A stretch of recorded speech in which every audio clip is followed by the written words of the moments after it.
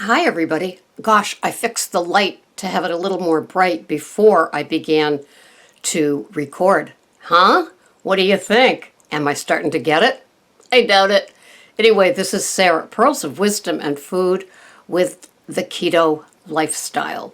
I hope you're living it. I hope you're loving it.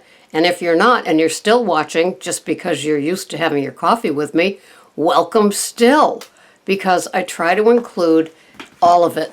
And it's, oftentimes, oftentimes it's the mental part, right, of the food plan, restricting, adding, just doing what you do to stay sane with your food that matters, no matter where your source of food comes from. Bulletproof. Anyway, apparently the giggle is still there after somebody eats something they're not supposed to. I heard it again on a podcast on my walk this morning that, and I had a bite of such and such. Hee. Oh, okay. And it's like, it just, I don't know. I just can't do a bite of such and such and think that I'll be safe. And Miss Joyce will be in full agreement. She still remembers a bite that she had at a restaurant with a friend over a year and a half ago, and how that followed her around in her head.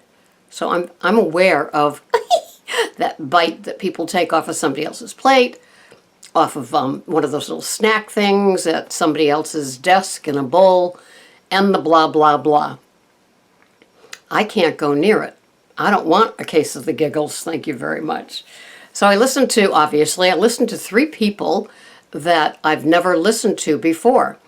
And one kind of was in my same camp, cooks keto, however, no weighing, measuring, or tracking, just by food consistency. So when she makes a dish, she just keeps adding things to it like cheese or butter or things like that, cream, until she gets the consistency of what it is that she's looking for.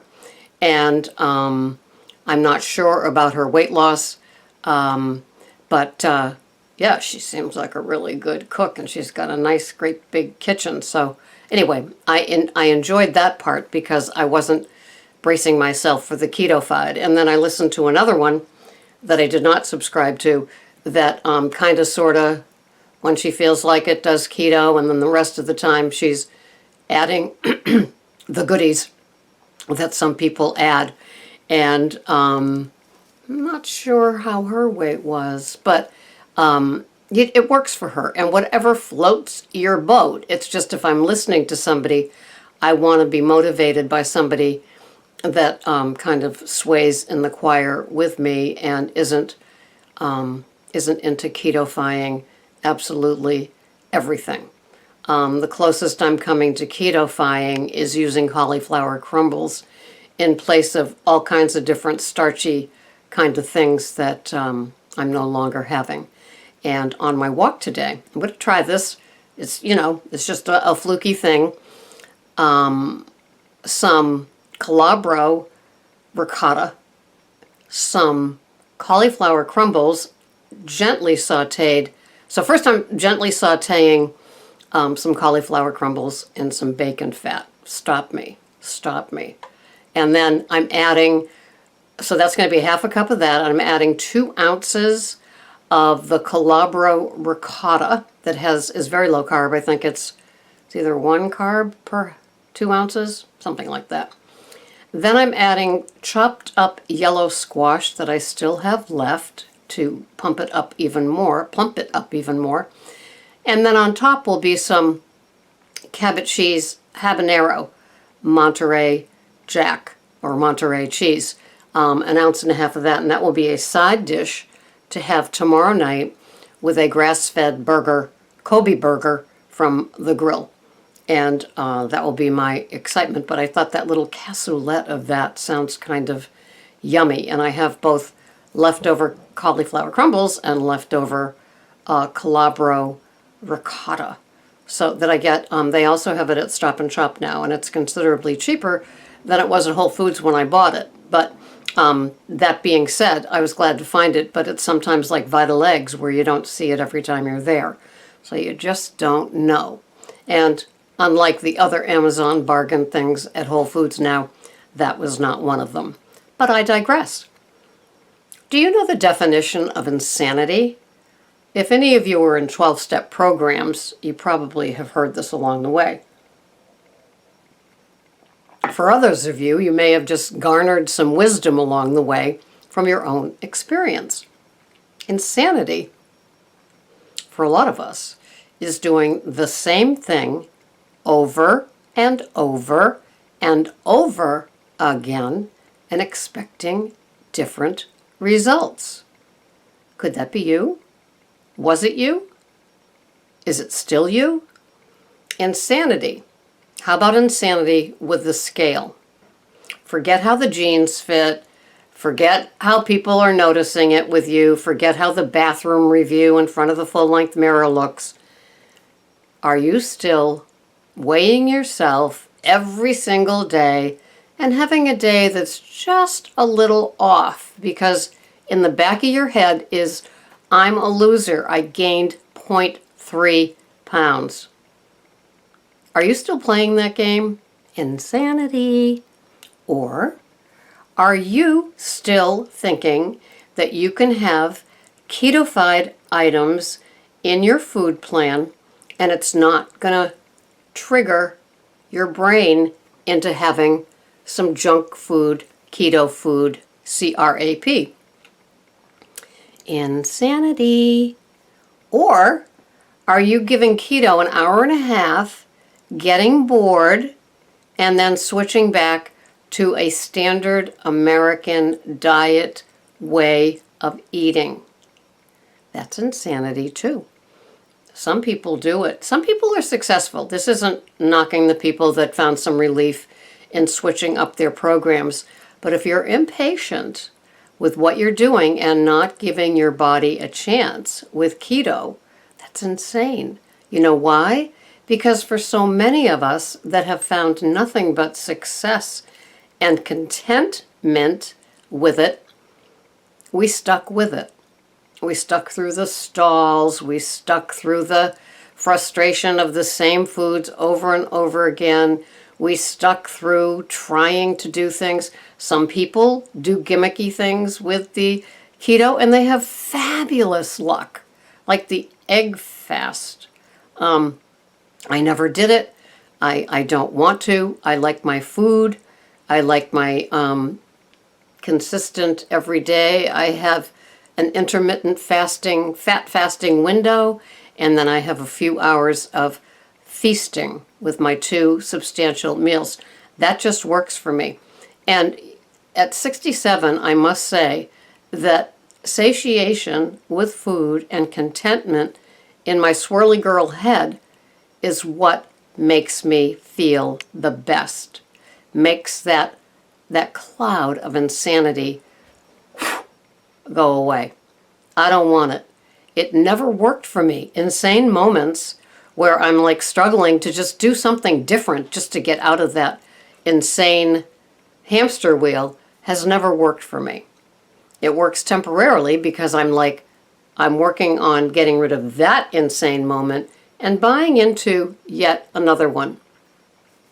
It's just not good for me. Sitting there, feeling satiated from a meal, or my program in general, and feeling content with how the keto lifestyle has benefited me is the best I've ever felt.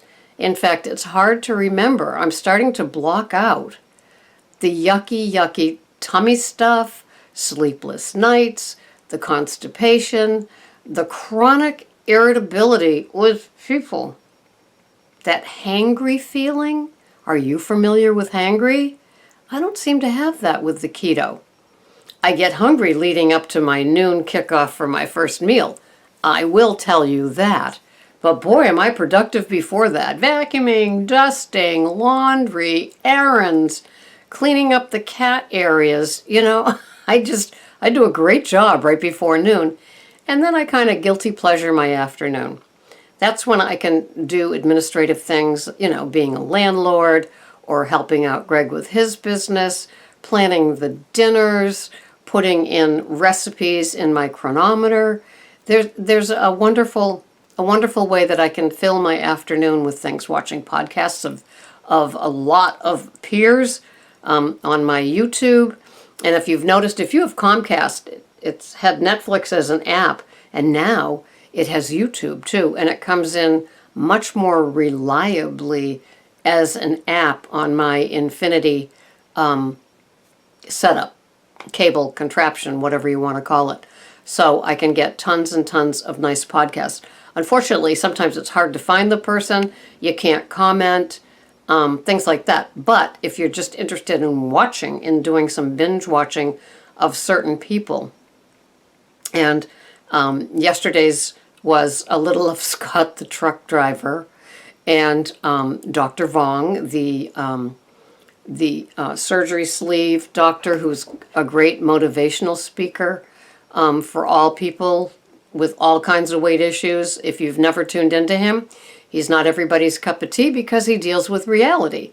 And that's who I prefer to listen to, is not somebody in fantasy land that tomorrow they're going to lose 15 pounds as they make something with artificial flavorings and sugars and things like that, but a person that knows, and he's a raw veggie advocate. He is a protein shake advocate. I am not a shake, wrap, or bar.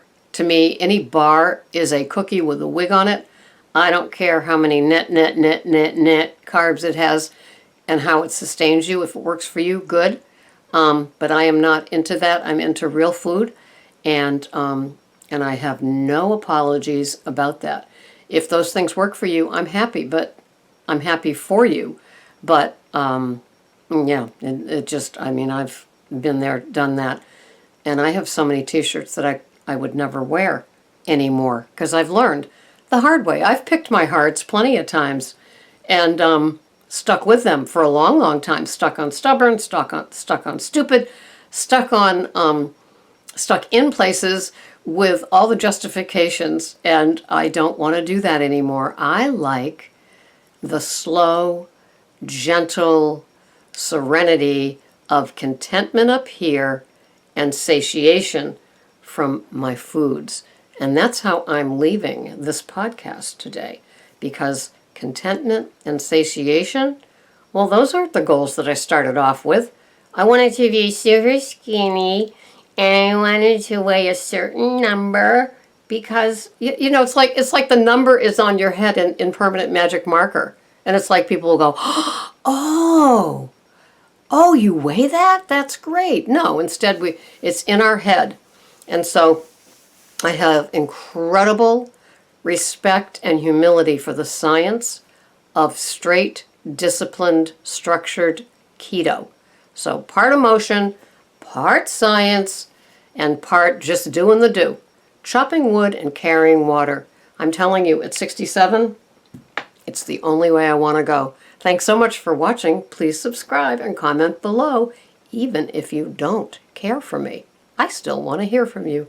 Thanks for watching. Bye-bye for now.